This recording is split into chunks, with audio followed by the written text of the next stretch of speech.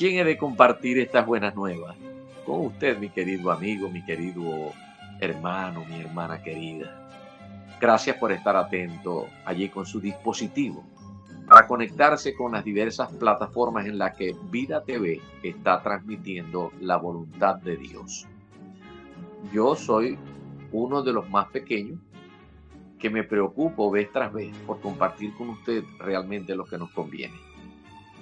En esta oportunidad quiero hablarles de algo que me parece a mí, que a mí me gusta mucho tocar los temas que tienen que ver con la vida diaria, con la necesidad de crecer, cómo aplicar lo que dice la Biblia a nuestras vidas. No quiero que se me vea nunca que el objetivo que persigo cada vez que converso con usted o con alguien, o que ministro, que predico, que enseño, es para los religiosos, es lo dogmático. No. Quiero en cada oportunidad hacerle entrega de algo que va a ser de utilidad para su edificación, para su consuelo, para su crecimiento. Y por supuesto, eso es para mi bendición. ¿Y por qué va a ser para mi bendición? Porque lo que voy a compartir con ustedes, eso Dios lo pone como peso en nuestros corazones. El título que quiero utilizar hoy es La reacción. Este es el nombre que le quiero dar. La reacción. ¿La reacción a qué? Bueno, para eso voy a utilizar un pasaje que encuentro en el Evangelio según San Lucas, en el capítulo 4, los versos que van del 16 en adelante. Y este pasaje nos va a ayudar a enfocarnos en lo que nosotros debemos de tener presente. Debemos estar pendientes del significado de la palabra, lo que el Evangelio recoge para hacerlo en entrega.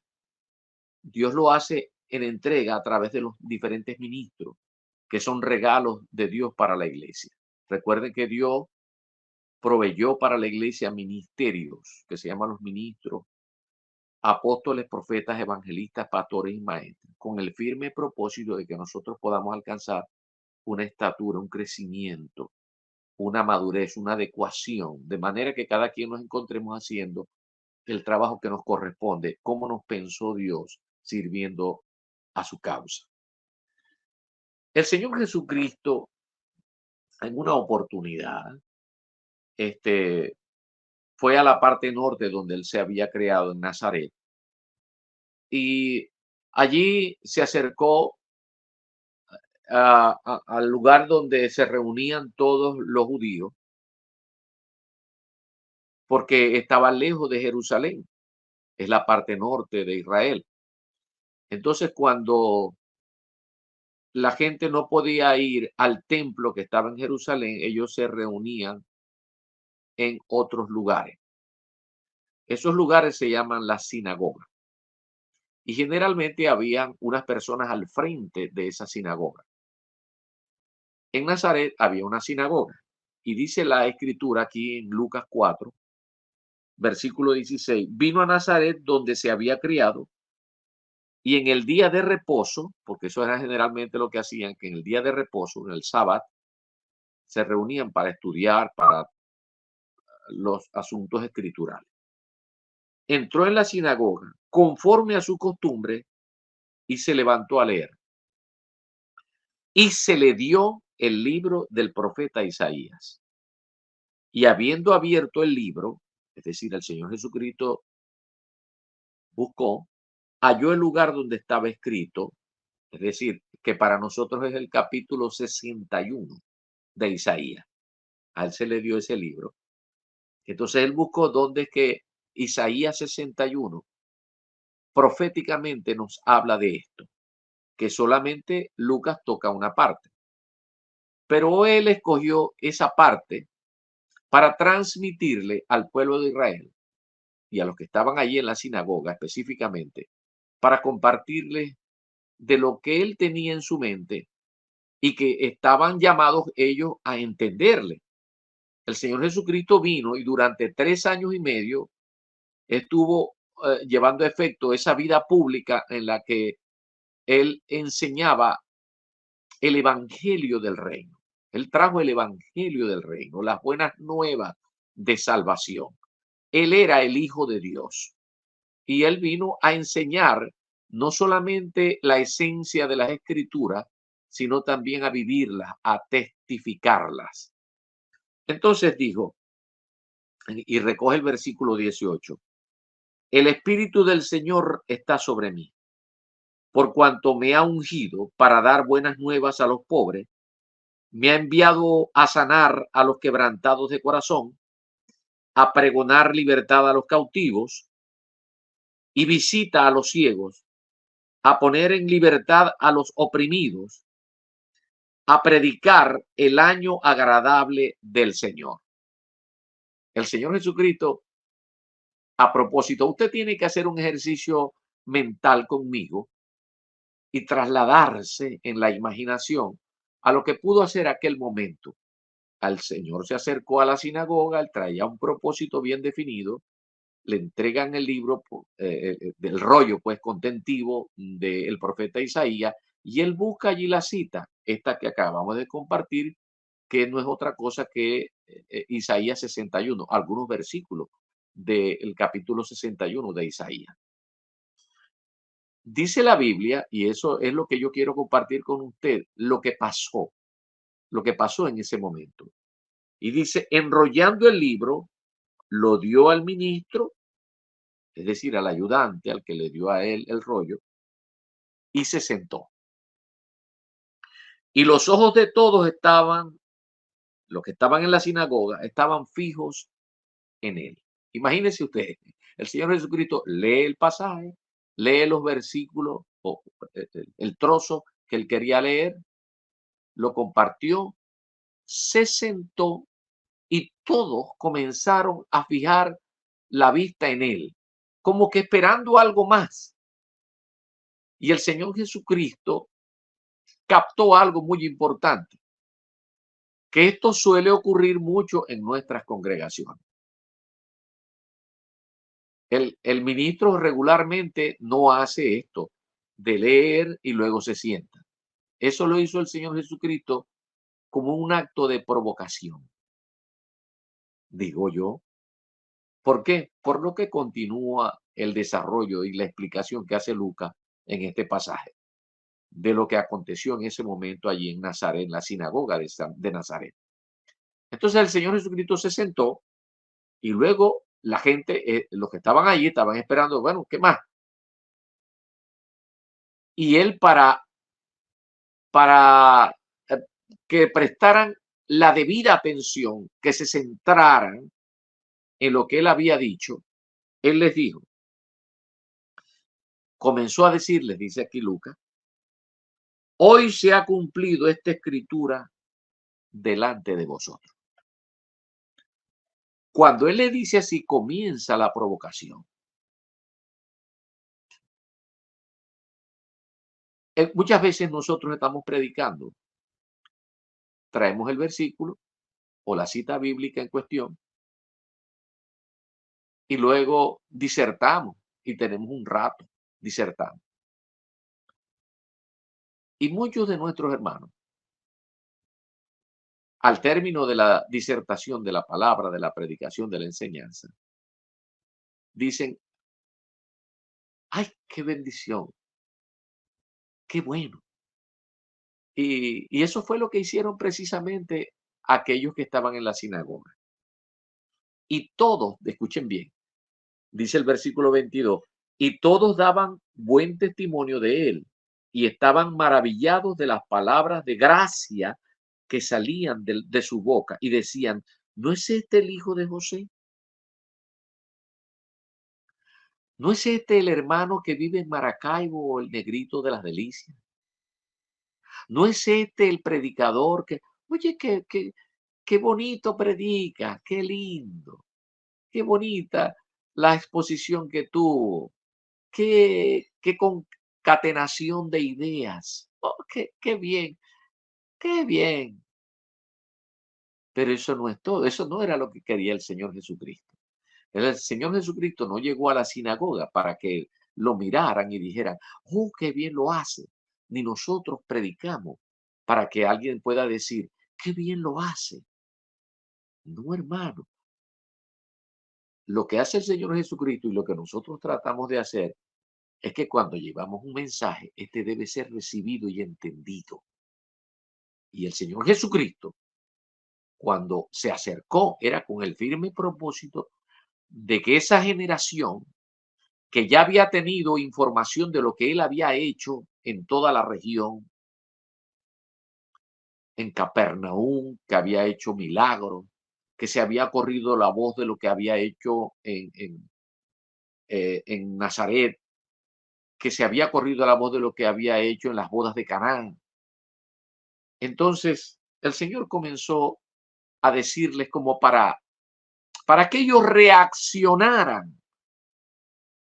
Solo que luego entendemos que reaccionaron violentamente, pero el Señor Jesucristo tuvo que llevarlos a ese plano. Y está escrito aquí para que nosotros también tomemos nuestras respectivas previsiones. Y todos daban buen testimonio de él y estaban maravillados de las palabras de gracia que salían de su boca y decían, ¿no es este el hijo de José? Él le dijo, ya comenzó la provocación cuando les dijo, hoy se ha cumplido delante de vosotros esta palabra. Ellos allí quedarían como que pensando, ¿no? Bueno, ¿qué querrá decir este con eso? Entonces él tomó otra iniciativa y les dijo, y eso lo recoge el versículo 23, sin duda me diréis este refrán, médico, cúrate a ti mismo, de tantas cosas hemos oído que se han hecho en Capernaum, haz también aquí en tu tierra. Y añadió, de cierto digo que ningún profeta es acepto en su propia tierra. Él comenzó a decirle, este que está aquí, yo soy profeta también. Voy a darle una profecía. Yo soy más bien la esencia de la profecía que acabamos de leer. Yo soy ese que viene a hablarles de buenas nuevas. Yo vengo a hablarles del evangelio, de todas esas bendiciones, de todo lo que ocurre y que contempla, que comprende el evangelio. Y ustedes solamente se van a quedar, ay, qué bonito lo hace. No, aquí estoy yo para eso. Y ahondó aún poco más el Señor, porque en el versículo 25 comienza verdaderamente la provocación para que viniera una reacción. Y le dice en el verso 25, y en verdad os digo que muchas viudas había en Israel en los días de Elías, cuando el cielo fue cerrado por 3 años y 6 meses. Y hubo una gran hambre en toda la tierra. Pero a ninguna de ellas fue enviado Elías, sino a una mujer viuda en Sarepta de Sidón. Y repite y dice, y muchos leprosos, es decir, haciendo ocasión de otro pasaje bíblico que encontramos en Reyes también. Y dice, y muchos leprosos había en Israel en tiempos del profeta Eliseo, pero ninguno de ellos fue limpiado, sino Naamán el sirio. Cuando él les dijo esto, ahí ellos sí comenzaron a entender y se comenzaron a sentir ofendidos. Ofendidos porque cómo era posible que él dijera que era el Hijo de Dios, porque eso era lo que incluía. Si las profecías de Isaías estaban hablando que vendría el Hijo de Dios, que vendría a traer buenas nuevas, que traería la posibilidad de que el hombre pudiera ser salvo.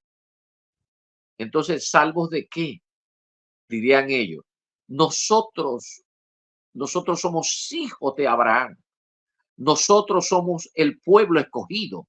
Nosotros somos Israel. Es un asunto de nacionalidad. ¿Y cómo es que tú vienes a decirnos aquí que te has acercado y entonces que no te estás dirigiendo a nosotros, sino que nos estás echando en cara?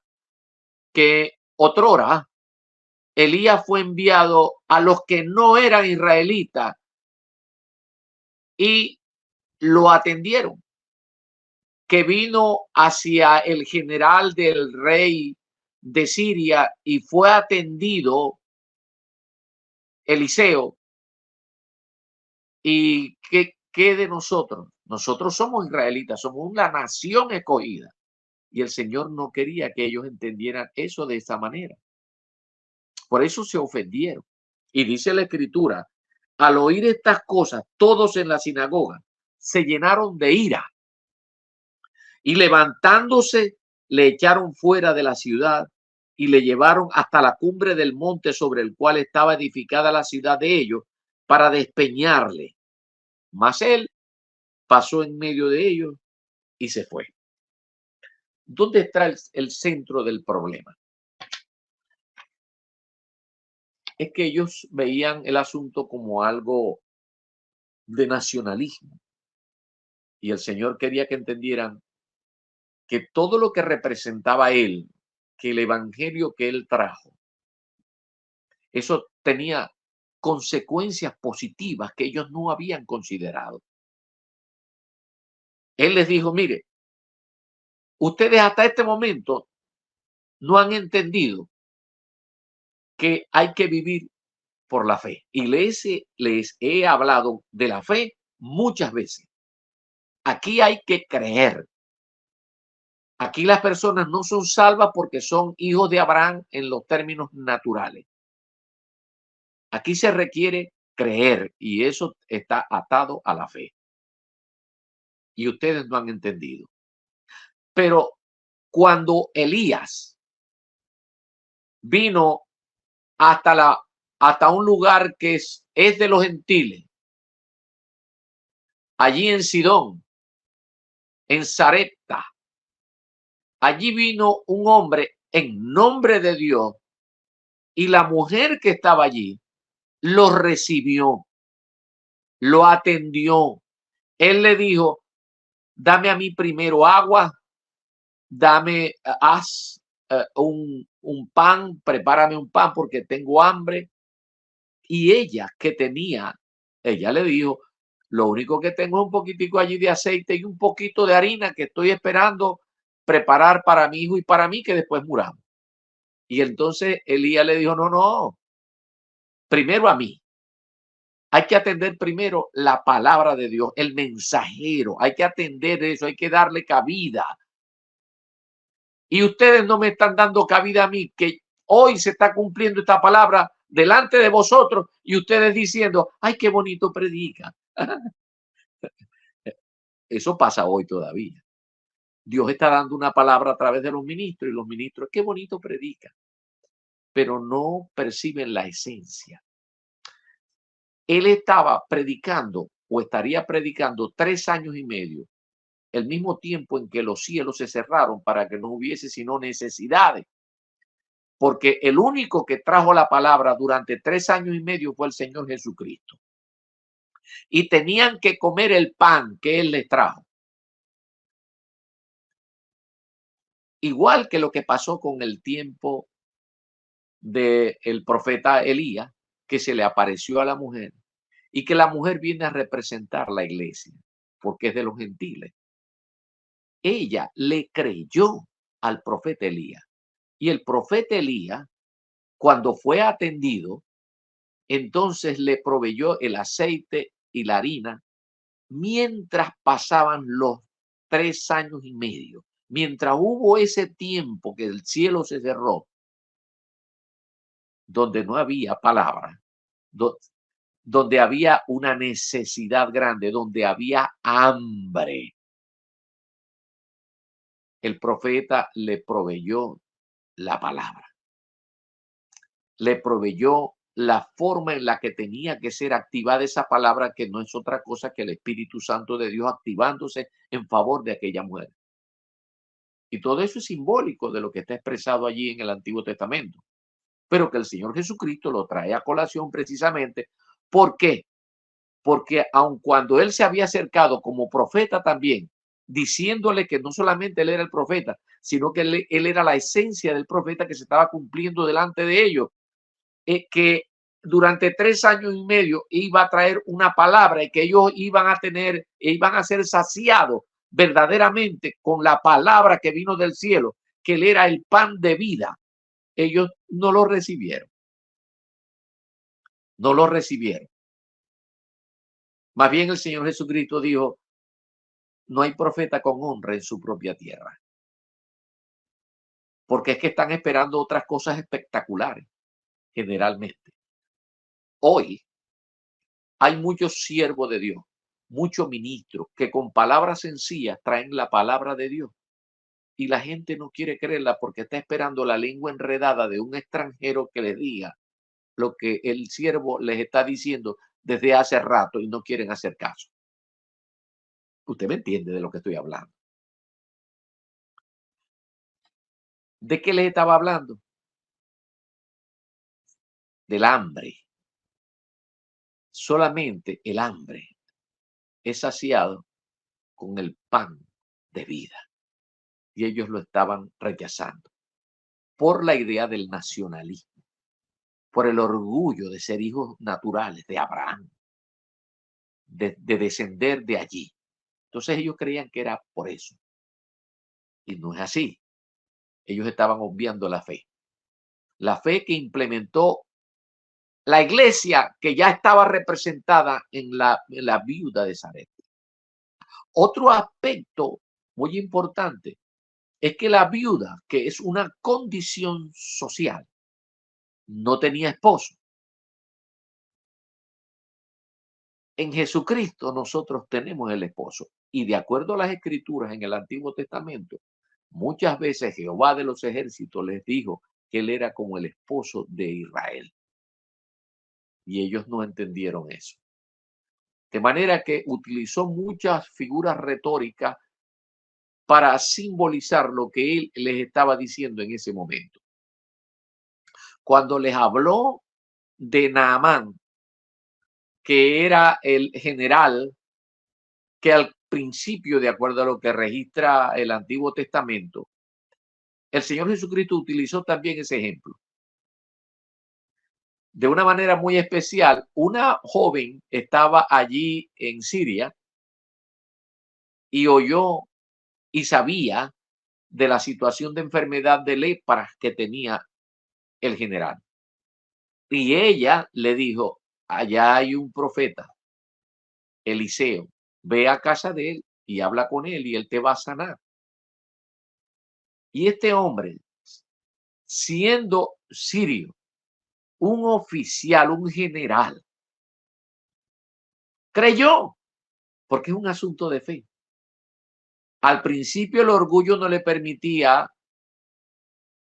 a disfrutar de la sanidad porque hubo algo de resistencia cuando Eliseo, de una manera muy especial, Eliseo era especial, le dijo no, que se bañe y que se meta 3 veces en el río, esperando obediencia. Eso es todo. Humildad y obediencia, porque ese cuello altivo que traía, porque era general, él esperaba pues que saliera Eliseo a rendirse a los pies del general, que él dijera una palabra o que lo tocara y ya estaba sano. Pero no es así, porque lo que el Señor quiere darnos a entender es que necesitamos humillarnos delante de Dios. Y Eliseo era un hombre de Dios, era el profeta de Dios para ese momento. Y cuando él le mandó a hacer esto, hicieron que reconviniera este general, él se sujetó, al final él se sujetó, se metió tal cual como se lo dijo el profeta y fue sanado de la lepra. ¿Y qué es la lepra? El pecado, porque ¿qué Dios está hablando es del pecado? Y las buenas nuevas de las que les estaba leyendo en el capítulo 61 de Isaías, allí en la sinagoga en Nazaret, Dios les estaba diciendo que estaba cubriendo todo esto, toda esa problemática del pecado, la problemática del hambre, de la libertad financiera, que les estaba hablando de que él vino a rescatar a los que estaban oprimidos, a los que estaban presos en las cárceles. Todos esos beneficios son producto de atender el evangelio que él trajo. Por eso ellos le dijeron, bueno, cúrate a ti mismo de todos esos beneficios, hazte partícipe de tu propia predicación. Estaban resistiendo así al Señor Jesucristo en aquel momento. Por eso Él les provocó y les dijo lo que tenía que decirle. Mis queridos hermanos, hoy eh, quiero darle por adelantado el hecho de que la próxima vez que nos encontremos, vamos a tocar las consecuencias de aplicar el Evangelio con relación a ese mismo pasaje, porque ahí en ese pasaje se habla del año agradable, que no es otra cosa que el año de jubileo. Y allí vamos a tocar cosas muy interesantes, aprovechando lo que hoy estamos conversando, pero que tendrá su continuidad la próxima vez que usted encienda su dispositivo, se conecte con lo que corresponde a Vida TV y usted pueda ser partícipe de una bendición grande que Dios tiene para usted. Por ahora, no se conforme, mi querido hermano, mi hermana. Cuando alguien le vaya a predicar, no se conforme con lo que religiosamente, ¡ay, qué bonito lo hice! Porque cuando expresamos eso, creemos que la bendición se circunscribe única y exclusivamente por haber asistido al lugar. Los israelitas pensaban que por el nacionalismo, es decir, eh, porque eran israelitas, porque era la nación escogida, ellos creían que eran salvos por eso. Y cubrían algo de la parte ceremonial con asistir a la sinagoga si no podían ir al templo. Bueno, iban a la sinagoga. Entonces, visitarla, escuchar a alguien que diga algo ya es suficiente. No es así, porque cuando llegamos a la congregación, que nos exponemos a los ministros y los ministros comienzan a disertar, comienzan a enseñar, a predicar, a aplicarle lo que corresponde, pues le aplican hermenéutica a la palabra de Dios. Entonces viene la posibilidad de que haya una aplicabilidad a nuestras vidas. Eso es lo que nos bendice, eso es lo que nos edifica. Preste la debida atención cada vez que usted va a la congregación y no le tire piropo solamente al pastor o al ministro que le toque o que le corresponda predicar, de que lo hizo muy bien. Hermano, qué bonito. Ay, eh, a veces nosotros no le preguntamos a las personas, pero ¿qué percibiste? ¿Qué entendiste? ¿Qué tienes que corregir? ¿O qué tienes que seguir haciendo? ¿Te gustó? ¿Qué aplicabilidad hay para tu vida? Esto es lo importante cada vez que nosotros nos congregamos, que muchas veces nosotros los que predicamos, los ministros, los que tenemos la responsabilidad, a veces como que tenemos que llegar a provocar a que los hermanos no solamente emitan conceptos como, ah, como un concepto de agradecimiento superficial porque recibieron la palabra y ellos se encuentran satisfechos de solamente asistir a un lugar, escuchar algo e irse nuevamente a sus hogares y ya está, ya hice iglesia. No, la iglesia tiene una dinámica y la dinámica usted la consigue en Primera de Corintios en el capítulo 14, versículo 26. Le dejo eso como tarea. Primera de Corintios, capítulo 14, versículo 26. Ahí está una dinámica. Cada vez que nosotros nos reunamos, tenemos que cubrir todos esos aspectos. Y entonces allí vamos a recibir la palabra oportuna para que podamos ser edificados, consolados, exhortados, para que podamos darle la gloria a Dios y seamos fortalecidos vez tras vez en nuestra vida cristiana, en nuestra vida que necesita llevar a una estatura de madurez, de entendimiento de lo que verdaderamente Dios quiere con cada uno de nosotros. Tenemos que transitar eso todo el tiempo y que Dios añada cada día la palabra. Por eso bien dice la misma palabra, que cada día son nuevas sus misericordias. Rogamos al Señor que cada día Él nos puede entregar una palabra que nos ayude a la edificación, al consuelo, a la exhortación, al crecimiento, a la madurez, a que nos encontremos haciendo las obras que Dios preparó para cada uno de nosotros. Gracias, Dios mío, por esta oportunidad que he tenido de compartir esta palabra con mis hermanos aquí a través de Vida TV. Recuerden, mi nombre es Jesús Narváez. Yo pastoreo una iglesia en Maracaibo, la Comunidad Cristiana Plenitud. Por eso usted me escucha decir la voz de la Comunidad Cristiana Plenitud. Y en la Comunidad Cristiana Plenitud, mi objetivo, entre otras cosas, tiene como visión maestro para la vida. Y por eso nuestra conversación tiene un trasfondo de enseñanza permanente. No para que seamos maestros de la escuela dominical, sino para la vida. Dios fue quien nos diseñó.